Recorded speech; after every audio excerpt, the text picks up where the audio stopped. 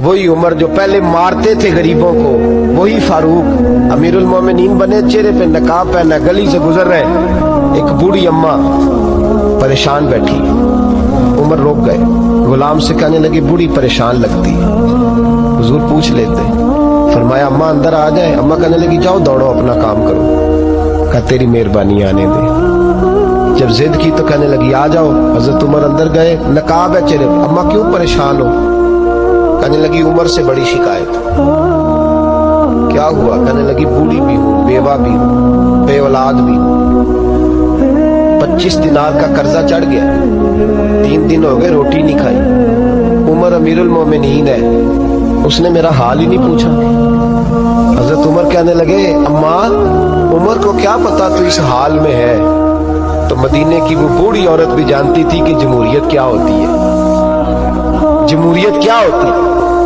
اماں عمر کو کیا پتا کہ تو اس حال میں ہے؟ تو وہ اماں بولی، کہنے لگی کیا کہا تم نے؟ عمر کو پتا نہیں؟ تو عمر کو جا کے میرا پیغام دے دو کہ حکومت چھوڑ دے، اس کے حوالے کرے جو غریبوں کا پتہ رکھ سکتا ہے، نہ ادھر ادھر کی تو بات کر، یہ بتا کہ قافلہ کیوں لٹا؟ مجھے رہزنوں سے غرض نہیں، تیری رہبری کا سوال ہے۔ تو بہانہ کر کے سائیڈ پہ ہو گیا، بول، تو پتہ رکھ نہیں سکتا تو کیوں حکومت کرتا ہے؟ آپ کے غلام کہتے ہیں عمر دوڑ لگا کے باہر نکلے، کھانا پکا پکایا گھر سے لائے، 25 دینار بھی لائے، 2 بوریاں اناج کی کندھوں پہ رکھ لی۔ غلام کہنے لگا حضور مجھے دے دیں، فرمایا وعدہ کر قیامت کے دن بھی میرا بوجھ اٹھائے گا؟ حضور میں نہیں اٹھا سکتا۔ عمر لائے، اس بوڑھی اماں کو 25 دینار دیے، 2-3 مہینے کا راشن دیا، کھانا کھلایا۔ یہاں تو جس کا 200-400 ووٹ ہو اسے ہے کوئی سردار چودھری پوچھ لے، غریبوں کو کون پوچھتا ہے؟ لیکن جب میلاد کا انقلاب آتا ہے پھر غریبوں کی عزت بڑھتی ہے۔ حضرت عمر اماں کے پیروں میں بیٹھ گئے، کہنے لگے اماں چل عمر کو میری خاطر معاف کر دے۔ اماں نے ایک لفظ کہا تو آپ کے غلام کہتے ہیں عمر کو اتنا روتے کبھی نہیں دیکھا جتنا عمر آج روئے۔ اماں کہنے لگی میں کوئی نہیں معاف کروں گی، میں تو بوڑھی ہوں، کسی وقت بھی بلاوا آئے گا، جب میں مروں گی نا نبی پاک میری قبر میں آئیں گے تو میں عمر کی شکایت لگاؤں گی، میں کہوں گی محبوبہ میں غریب نہیں، مجبور، پریشان، آپ نے اس کی ڈیوٹی لگائی تھی، اس نے میرا حال نہیں پوچھا۔ آپ کے غلام کہتے ہیں عمر اس طرح روتے جیسے بچہ بلک کے روتا۔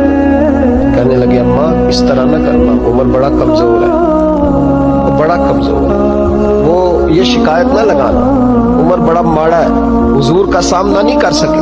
اماں کہنے لگی نہیں، میرا دکھ ہی بڑا ہے، میں عمر کی شکایت لگاؤں گی۔ حضرت فاروق اعظم منت کرنے لگے تو بوڑھی کہنے لگی چل تیری خاطر عمر کو معاف کیا۔ حضرت عمر کہنے لگے مجھے لکھ کے دے، اماں کہنے لگی تم لکھ دو میں سائن کر دیتی ہوں۔ حضرت عمر نے لکھا فلاں بنت فلاں عمر سے ناراض تھی، پھر عمر نے راضی کر لی۔ وہ اماں دستخط کرنے ہی لگی تھی کہ مولا علی شیر خدا آ گئے، حضرت عبداللہ ابن مسعود آ گئے رضی اللہ تعالی عنہما۔ اندر آتے ہی کہنے لگے عمر یہاں کھڑے ہو، میں سارے مدینے میں ڈھونڈ آیا ہوں، وہ ملک شام کے کچھ سفیر ملنے آئے۔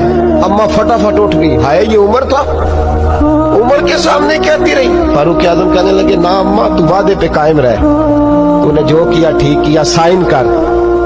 اماں نے دستخط کیے تو حضرت عمر حضرت مولا علی شیر خدا کرم اللہ تعالی وجہ الکریم کو خط دے کے کہنے لگے علی گواہ کے سائن آپ بھی کر دو، عبداللہ بطور گواہ تم بھی دستخط کر دو۔ جب سائن کر دیے تو حضرت عمر نے رکا لپیٹا اور حضرت علی کو دے کے کہنے لگے علی مجھے امید ہے میں تم سے پہلے دنیا سے چلا جاؤں، جب میں مر جاؤں تو یہ رکا میرے کفن میں رکھ دینا۔ میرے نبی نے اگر پوچھا عمر میری امت کا کیا کر کے آئے ہو تو میں رکا نکال کے عرض کروں گا مولا ایک بوڑھی اماں ناراض تھی، میں اسے بھی راضی کر کے آیا ہوں۔